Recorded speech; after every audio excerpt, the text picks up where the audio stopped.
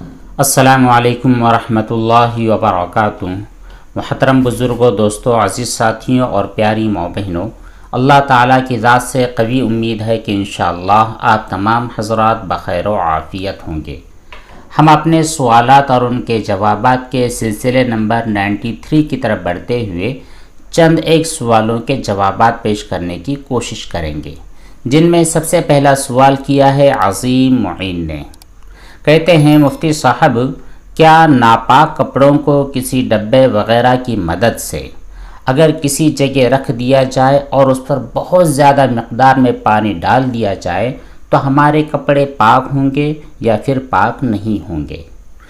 دیکھیے، مائع جاری یعنی جو بہتا ہوا پانی ہوتا ہے، اس پانی میں دھونے کا حکم یہ ہوتا ہے کہ آپ کے کپڑوں کی نجاست اچھی طرح ختم ہو جائے، اس کے بعد آپ کے کپڑے پاک ہو جائیں گے۔ یہ صورت جو آپ نے بتلائی ہے کہ آپ نے ڈبے سے لگاتار پانی ڈالا ہے یہاں تک کہ نجاست بہہ گئی ہے، تو ایسی صورت میں آپ کے کپڑے پاک ہو گئے ہیں۔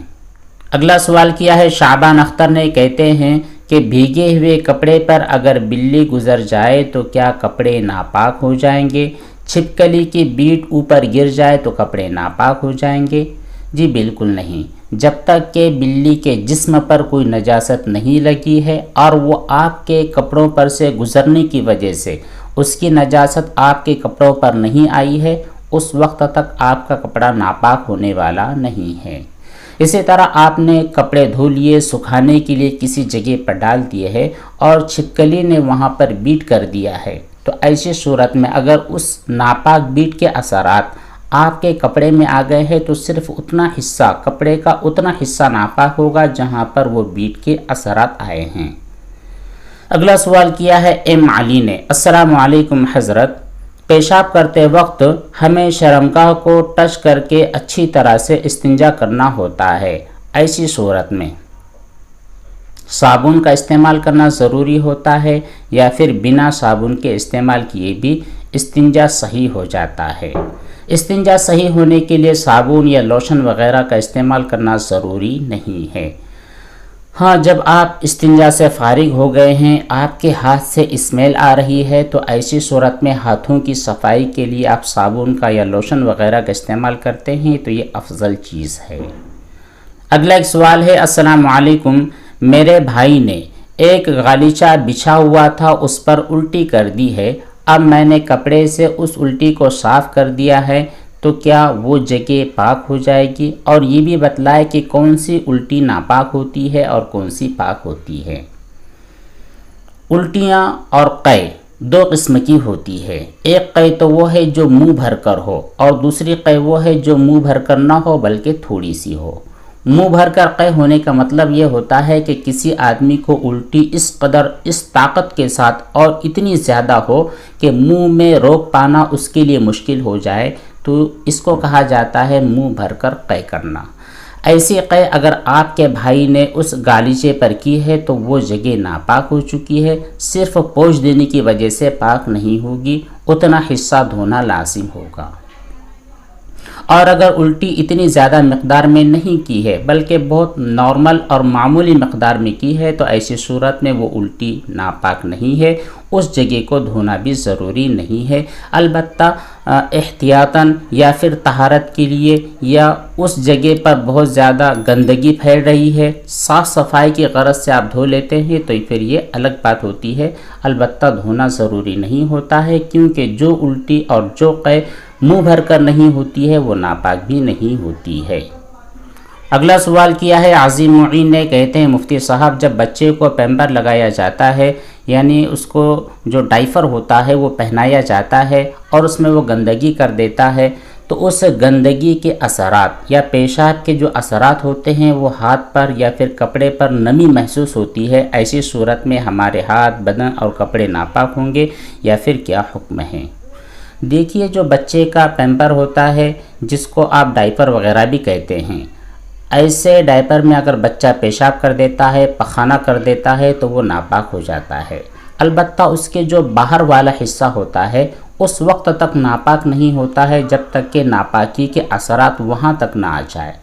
اگر اتنا زیادہ گیلا ہوا کہ آپ نے بچے کو چھوا ہے، اپنے بچے کو آپ نے گود میں لیا ہے، ہاتھ میں پکڑا ہے، اور وہی ناپاکی پیشاب پخانے کے اثرات باہر تک آ گئے ہیں، تو ایسی صورت میں آپ کے ہاتھ اور کپڑے ناپاک ہوں گے۔ صرف نمی محسوس ہونے کی وجہ سے کوئی چیز ناپاک نہیں ہوگی، ناپاکی کا حکم نہیں لگایا جائے گا۔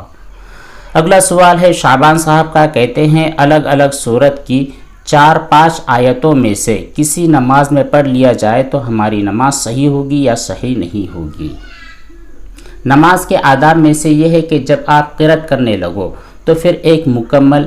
جو صورت ہوتی ہے اس صورت کی تلاوت کرو۔ اگر صورت بہت زیادہ ہے تو پھر 3 آیتیں 5-7 آیتیں آپ پڑھ سکتے ہیں، البتہ بنا کسی عذر اور بنا کسی مجبوری کے کسی ایک صورت میں سے 1 آیت، پھر دوسری صورت میں سے 2 آیتیں، کسی صورت میں سے 2 آیتیں، اس طرح گھما پھرا کر کے 1-2 آیتیں پڑھنا صحیح اور درست نہیں ہے فرض نمازوں میں۔ البتہ اگر کسی نے نفل نماز میں اس طرح کا کام کیا ہے تو پھر مکروہ بھی نہیں ہوتا ہے۔ اگلا سوال ہے ندا یعقوب کا، کہتی ہیں مفتی صاحب جیسے کہ آرٹیفیشل نیلز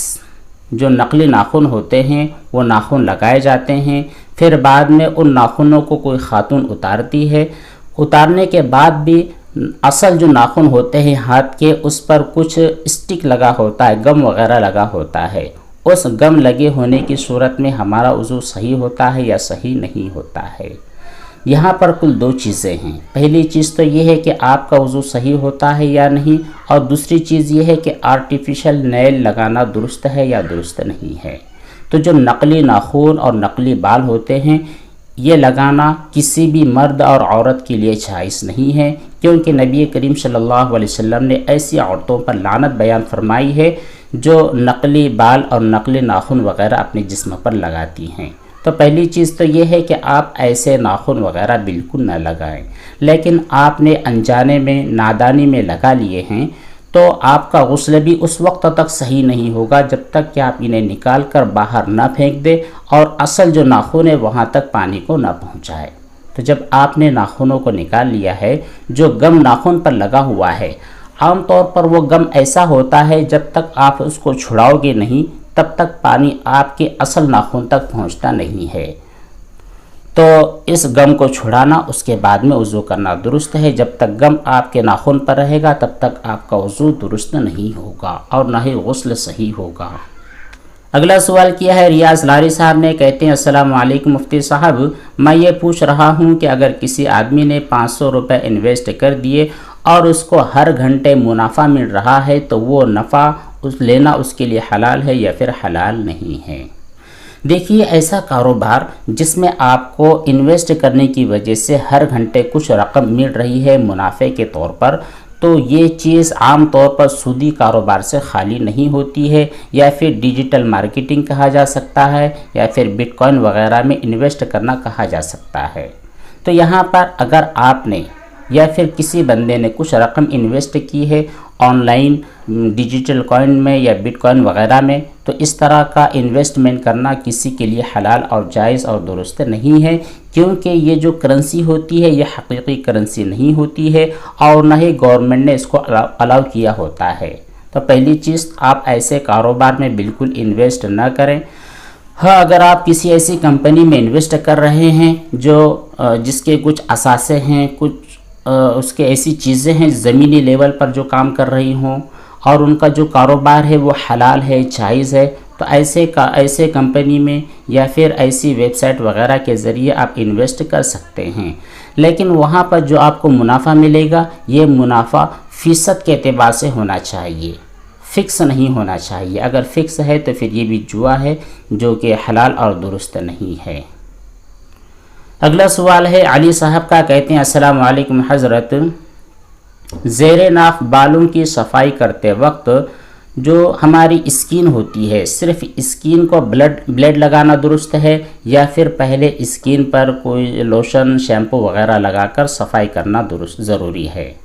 دیکھیے ایسی کوئی چیز ضروری نہیں ہے، جو چیز ضروری ہے وہ یہ ہے کہ آپ اپنے زیر ناف اور بغلوں کے بالوں کی صفائی کر دیں، چاہے کسی بھی اعتبار سے ہو، بلیڈ سے ہو، استرے سے ہو، قینچی سے ہو یا پھر جو آپ کی نئی نئی مشینیں ہیں ان مشینوں کے ذریعے ہو۔ البتہ مردوں کے لیے بہتر یہ ہے کہ وہ ریزر بلیڈ سے ہی صفائی کا اہتمام کرے۔ اگر کوئی آدمی اپنی اسکن کے اوپر پہلے لوشن لگا لیتا ہے، کوئی کریم لگاتا ہے تب بھی درست ہے، اگر کوئی لگاتا نہیں ہے صرف ڈائریکٹ اپنی اسکن پر بلیڈ وغیرہ پھرا دیتا ہے تب بھی اس کے بالوں کی صفائی درست ہو جاتی ہے، شرعی اعتبار سے کوئی قباحت اور گناہ والی بات نہیں ہے۔ اگلا ایک سوال ہے، حضرت میں جب بھی پیشاب کرتا ہوں تو پیشاب سے فارغ ہونے کے بعد، چونکہ اکثر و بیشتر میں پٹھانی سوٹ وغیرہ پہنا ہوتا ہوں، کبھی جینس اور شرٹ وغیرہ پہنا ہوتا ہوں، تو پیشاب سے فارغ ہونے کے بعد جب میں استنجا کے لیے پانی لیتا ہوں تو اپنی شرمگاہ کو ہاتھ سے پکڑ کر پانی ڈالتا ہوں، یہ صحیح ہے یا صحیح نہیں ہے؟ اسی طرح یہ بھی بتلائے کہ مردوں کو کس طرح بیٹھ کر استنجا کرنا چاہیے۔ دیکھیے، استنجا کرنے کا کوئی مخصوص طریقہ جو آپ کو بتلایا جائے یہ پاسبل نہیں ہے، البتہ بیٹھ کر کے آپ کو استنجا سے فارغ ہونا ہے اور اس طرح بیٹھنا ہے جس کی وجہ سے آپ کو اطمینان ہو جائے کہ اب الحمدللہ میرا پیشاب یا پاخانہ اچھی طرح خارج ہو چکا ہے۔ اس کے لیے بہتر طریقہ یہ ہے کہ آپ اکڑوں بیٹھ جائے، آپ کے جو دونوں پیر ہیں یہ اس طرح کھڑے ہوئے ہوں اور جو آپ کی سرین ہے وہ زمین کی طرف لگی ہوئی ہو، اس طرح بیٹھ جائے اور جو اپنا وزن ہوتا ہے، اپنا جو زیادہ سے زیادہ باڈی کا حصہ ہوتا ہے اپنی بائیں طرف کر لے، الٹی طرف کر لے، جس کی وجہ سے پیشاب اور پاخانہ اچھی طرح خارج ہو جاتا ہے، اس طرح کام کرے۔ اور اگر آپ صفائی کی غرض سے اسی طرح احتیاط کے لیے اپنی شرمگاہ کو چھوتے ہو تب بھی اس میں کوئی قباحت اور گناہ والی بات نہیں ہے۔ اچھی طرح جس وقت آپ پیشاب پاخانے سے فارغ ہو جاؤ اس کے بعد میں پانی کا استعمال کرو۔ یہ تھے چند سوالات اور ان کے جوابات جو آپ کی خدمت میں بیان کیے گئے ہیں۔ اللہ تبارک و تعالیٰ سے دعا ہے کہ ہمیں عمل صالح کی توفیق بخشے، آمین۔ والسلام علیکم ورحمۃ اللہ وبرکاتہ۔